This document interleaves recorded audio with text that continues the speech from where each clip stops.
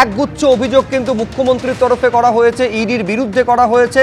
একেবারে বিজেপির অঙ্গুলি হেলনে ইডি তথ্য চুরি করতে এসেছে বলে অভিযোগ করা হয়েছে। ইডির কি বক্তব্য? ইডির তরফে একটা বিবৃতি এসেছে, আমি তাই নিয়ে জানবো সরাসরি সিজিও কমপ্লেক্স থেকে আমাদের প্রতিনিধি প্রকাশ সিনহা রয়েছেন। প্রকাশ,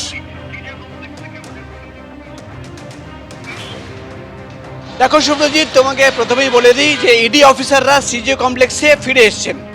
আজকে বিকেলবেলায় তুমি জানো লাউডন স্ট্রিটের প্রতীকজনের বাড়ি থেকে ইডি অফিসাররা চলে আসেন এবং ঠিক 15 মিনিট আগে আমরা দেখলাম সেক্টর 5-এর আইপ্যাকের অফিসে যে অফিসাররা ছিলেন তারাও কিন্তু ফিরে এসছেন। ইতিমধ্যেই ইডি সূত্রের খবর যে 8 জন অফিসাররা দিল্লি থেকে কলকাতায় এসেছিলেন সেই 8 জনের মধ্যে 3 জন অফিসারদের আবার দিল্লি যাওয়ার নির্দেশ দেওয়া হয়েছে, অর্থাৎ তারা কিন্তু আজকে রাতের মধ্যেই কিন্তু ফিরে যাচ্ছে।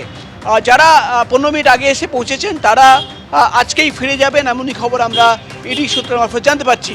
এবং যে অভিযোগ তুমি জানো, মুখ্যমন্ত্রী মমতা বন্দ্যোপাধ্যায় তিনি বাড়ি থেকে বেরিয়ে একাধিক অভিযোগ করেছিলেন যে পলিটিক্যাল মোটিভেটেড ইনভেস্টিগেশন এবং এই ইডির যে অভিযান, ইডির তরফে যেটা জানানো হচ্ছে বিবৃতি দিয়ে যে তাদের কাছে তথ্য প্রমাণ ছিল, হাওয়ালা ট্রানজ্যাকশনের কিছু তথ্য ছিল এবং সেই তথ্য সামনে রেখেই আজকে তাদের অভিযান। কোনো রাজনৈতিক দলের সঙ্গে তার কোনো কানেকশন ছিল না। এবং ইডির আধিকারিকরা যেটা দাবি করছেন যে আজকে সকালবেলা তারা যখন লাউডন স্ট্রিটের বাড়িতে তল্লাশি অভিযান চালাচ্ছিলেন, শান্তিপূর্ণভাবে পুরোটাই হচ্ছিল, তার মধ্যেই ডিসিপি সাউথ তিনি কিন্তু সেখানে পৌঁছে যান। একজন আইপিএস র্যাঙ্কের অফিসার, যেটা ইডির তরফে ক্লেম করা হচ্ছে ডিসিপি র্যাঙ্কের একজন অফিসার, তাকে তারা নিজের আই কার্ড দেখান, পরিচয় দেখিয়ে তিনি সেখান থেকে আবার ফিরে যান। তারপর চলে আসেন পুলিশ কমিশনার নিজে, তাকেও কিন্তু আই কার্ড দেখানো হয় এবং তারপর মুখ্যমন্ত্রী মমতা বন্দ্যোপাধ্যায়। এবং যেটা ইডির অফিসাররা দাবি করছেন যে মুখ্যমন্ত্রী মমতা বন্দ্যোপাধ্যায় যখন অফিসে যান, ইডি অফিসাররা যেটা বলেন যে আমরা আইন মেনেই কিন্তু সার্চ অপারেশনে এসেছি এবং এখানে কিন্তু তথ্য প্রমাণের ভিত্তিতেই আমরা কিছু কাজ করতে এসেছি এবং ইনভেস্টিগেটিং অফিসার হিসেবে সেই কাজ করছি। তখন যেটা ইডি তরফে দাবি করা হচ্ছে যে মুখ্যমন্ত্রী মমতা বন্দ্যোপাধ্যায় স্বাভাবিকভাবে মুখ্যমন্ত্রী বাইরে এসে যেটা দেখান যে ল্যাপটপ, হার্ড ডিস্ক এবং মোবাইল ফোন নিয়ে আমি চলে যাচ্ছি। এবং তারপর থেকেই কিন্তু ইডি তরফে যেটা জানানো হচ্ছে বা বিবৃতি দিয়ে যে কয়লা পাচার কাণ্ডের যে তদন্ত চলছিল, একাধিক তথ্য প্রমাণ সামনে ছিল এবং সেই তথ্য প্রমাণ সামনে রেখেই কিন্তু তল্লাশি অভিযান। এবং আরেকটা তথ্য যেটা আমরা পাওয়া যাচ্ছে যে সিজার লিস্ট, আজকে যখন লাউডন স্ট্রিটের বাড়ি থেকে ইডি অফিসাররা বেরোচ্ছিলেন, যেহেতু সেই বাড়ি থেকে কোনো সিজার করা হয়নি, একটা পাঞ্চনামা তৈরি করা হয়েছে। এবং তোমাকে বলে দিই যে গুরুত্বপূর্ণ তথ্য আমরা পাচ্ছি, সেই পাঞ্চনামার মধ্যে ইডির তরফে যাবতীয় তথ্য লিখে দেওয়া হয়েছে মুখ্যমন্ত্রী মমতা বন্দ্যোপাধ্যায়, ডিসিপি সাউথ এবং পুলিশ কমিশনার, 3 জনের নাম লেখা হয়েছে সেই পাঞ্চনামায়। এবং 3 জন সেখানে গিয়ে কি হয়েছে যাবতীয় ডিসক্রিপশন লিখে কিন্তু সেই পাঞ্চনামা তৈরি করা হয়েছে।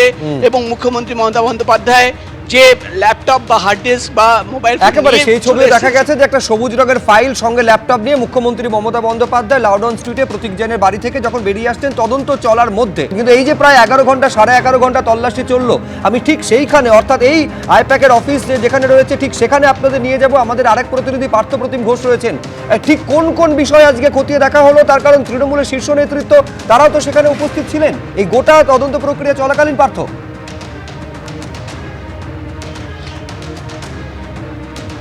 দেখো, গোদরেজ ওয়াটার সাইডের আজকে যে 12 তলা অর্থাৎ 11th ফ্লোর, যে ফ্লোরকে কেন্দ্র করে সকাল থেকে আমরা দেখলাম একেবারে টান উত্তেজনার ছবি। এবং আমরা যে জায়গায় দাঁড়িয়ে রয়েছি এটা হচ্ছে সেই 11th ফ্লোর, এটা হচ্ছে একেবারে গোদরেজ ওয়াটার সাইড বিল্ডিংয়ের, এই হচ্ছে 11th ফ্লোর। এবং যে ফ্লোরে এই হচ্ছে আমার ডান দিকে যে ছবিটা আমার সহকর্মী দীপ্তেন্দু চক্রবর্তীকে দেখাতে বলবো, এটা হচ্ছে আইপ্যাকের দপ্তর। এবং সেই আইপ্যাকের যে দপ্তর, সেই দপ্তরের ছবি এই মুহূর্তে দেখতে পাচ্ছ। একেবারে সরাসরি যে ইডির আধিকারিকরা তারা কিন্তু সেন্ট্রাল ফোর্স সেখানে ছিল এবং সেখান থেকে ইডির আধিকারিকরা তারা বেরিয়ে যাওয়ার পর বিধাননগর কমিশনারেটের যে পুলিশের টিম তারা এখানে রয়েছেন এবং পাশাপাশি কিন্তু এখানে যারা রয়েছেন সেটা হচ্ছে পুলিশের বাহিনী এখানে কিন্তু তারা উপস্থিত রয়েছে। এটা হচ্ছে একেবারে আইপ্যাকের এই দপ্তর এবং এই দপ্তরের মধ্যে আবারও ছবিটা দেখাতে বলবো, ইডির আধিকারিকরা তারা আসেন সকাল থেকে, তারা কিন্তু 6:45 পর্যন্ত ঘড়ির কাঁটায় তারা কিন্তু এখানে তল্লাশি অভিযান, সেই তল্লাশি অভিযানটা কিন্তু চালায়। এবং চালাবার পর এই মুহূর্তে যে আইপ্যাকের দপ্তর রয়েছে সেই দপ্তরের মধ্যে বিধাননগর কমিশনারেটের যে টিম তারা এখানে রয়েছে, পুলিশের বাহিনী এই মুহূর্তে আইপ্যাকের দপ্তরের ভেতরে তারা রয়েছে এবং তারা আপাতত এখানে রয়েছেন। আজকে ইডির তরফ থেকে যে বিষয়ে পরবর্তীকালে জানানো হবে যে আরও কী কী তথ্য তারা পেয়েছেন, তারা যে বিষয়ে জানাচ্ছেন যে এই অফিসের মধ্যে তারা যখন রেড করছিল সেই সময় তাদের কাছ থেকে কিছু নথিপত্র নিয়ে নেওয়া হয় বলে অভিযোগ এবং মুখ্যমন্ত্রীর নাম তারা কিন্তু একবার প্রেস রিলিজের মধ্যে উল্লেখ করেন।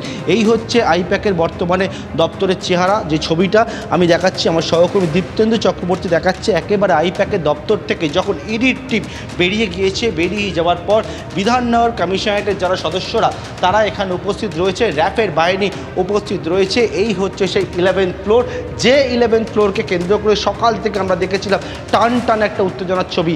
সেই 11th ফ্লোরেই কিন্তু এখন এই মুহূর্তে যে আইপ্যাকের অফিস রয়েছে, সেই অফিসের মধ্যে ইডি বেরিয়ে যাওয়ার পর বিধাননগর কমিশনারেটের যারা আধিকারিকরা, যা র্যাফের বাহিনী তারা কিন্তু মোতায়েন করা হয়েছে, তারা এখন পর্যন্ত রয়েছে এবং তারা অফিসের মধ্যেই এখন রয়েছে এবং ইডি এবং ইডির জন্য যারা কেন্দ্রীয় বাহিনী এসেছিল তারা সকলেই কিন্তু অফিস ছেড়ে বেরিয়ে গিয়েছেন। বেশ, আপাতত পার্থ তোমাকে ধন্যবাদ। আর এরই পাশাপাশি শেক্সপিয়ার সরণি থানা, সেখানে ইডির বিরুদ্ধে এফআইআর করতে চলেছে পুলিশ। আমি এই নিয়ে আরো বিস্তারিত জানবো। আমাদের আরেক প্রতিনিধি ময়ূখ ঠাকুর চক্রবর্তী রয়েছেন।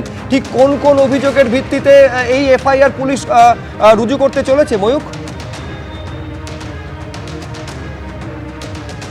দেখো, একদমই পুলিশ আধিকারিকরা এখনো পর্যন্ত লালবাজারের তরফ থেকে সরকারিভাবে বলা হয়নি যে তারা দুটো এফআইআর রেজিস্টার করেছেন, কিন্তু যে খবর আমরা পাচ্ছি যে দুটো এফআইআর তারা রেজিস্টার করতে চলেছেন এবং তার প্রক্রিয়া ইতিমধ্যেই অনেকটা এগিয়েও গেছে।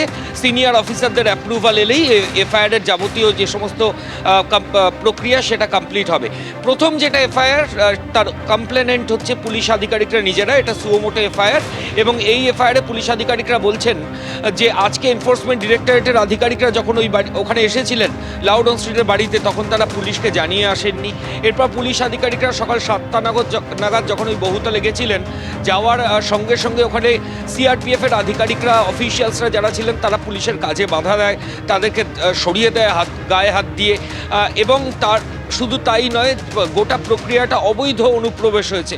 ঠিক সেই কারণেই কর্তব্যরত অবস্থায় সরকারি কর্মী, পুলিশ অফিসিয়ালসদের তাদেরকে ওভারপাওয়ার করে সরানো হয়েছে, অবৈধ অনুপ্রবেশ হয়েছে, হুমকি হয়েছে, এরকমই বিভিন্ন ধারায় তারা মামলা রুজু করতে চলেছেন। এটা সুমোটো এফআইআর এবং আরেকটা এফআইআর, সেটা প্রতীক জৈনের পরিবারের করা অভিযোগ এবং সেইটাও ইতিমধ্যেই প্রক্রিয়ার মধ্যে রয়েছে, আর কিছুক্ষণের মধ্যে রেজিস্টার্ড হয়ে যাবে এমনটাই জানা যাচ্ছে। এবং সেই এফআইআরে প্রতীক জৈনের পরিবারের সদস্যরা বলছেন যে তাদেরকে জোর করে আটকে রাখা হয়েছিল বাড়ির মধ্যে। শুধু তাই নয়, তাদের কোনো রকম অনুমতি ছাড়া ইডি অফিসিয়ালসরা সেন্ট্রাল ফোর্সকে সঙ্গে নিয়ে ওই বহুতলে লাউডন স্ট্রিটে এসেছে, যেটা অবৈধ অনুপ্রবেশ। ফলত এই দুটো এফআইআরের প্রক্রিয়া ইতিমধ্যেই লালবাজারের তরফ থেকে শুরু হয়েছে। এখনও পর্যন্ত অফিসিয়ালি দুটো এফআইআর রেজিস্টার্ড হয়নি, তবে যেটা জানা যাচ্ছে আর হয়তো কিছু সময়ের মধ্যেই পুলিশ আধিকারিকরা এই দুটো এফআইআরের প্রসেস কমপ্লিট করবেন। বেশ, এবিপি আনন্দ, এগিয়ে থাকে, এগিয়ে রাখে।